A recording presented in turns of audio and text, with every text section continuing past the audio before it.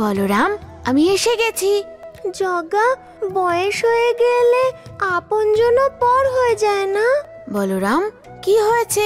তুমি এইভাবে কেন জিজ্ঞেস করছো? আজ এক বয়স্ক মামা খুব কাঁদছিলেন, আমি তার সাথে কথা বললাম। উনি খুব দুঃখে আছেন, তুমি ওনার দুঃখ দূর করে দাও। আচ্ছা ঠিক আছে, তুমি এত চিন্তা করো না। ওনার দুঃখ দূর করতে লক্ষ্মী আমাদের সাহায্য করবে। মা লক্ষ্মী? কিন্তু কি করে?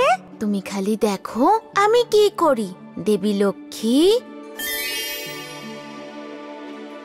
কোনো দরকার পড়েছে নাকি প্রভু? প্রণাম মা। দেবী, আমার সখা বলরাম তোমায় কিছু বলতে চায়, তুমি মনোযোগ দিয়ে একটু শোনো তো। মা, আপনার ভক্ত সেই বয়স্ক মামা খুব দুঃখে আছেন, ওনার দুঃখ দূর করে দিন। শোনো বলরাম, তুমি চিন্তা করো না। যেই বাড়িতে বড়দের সম্মান নেই, ধর্মের অপমান হয়, নীতি নিয়ম কিচ্ছু নেই, সেই বাড়িতে সুখ সমৃদ্ধি কি করে থাকবে? খুব তাড়াতাড়ি লক্ষ্মী তাদের বাড়ি থেকে বিদায় নেবে।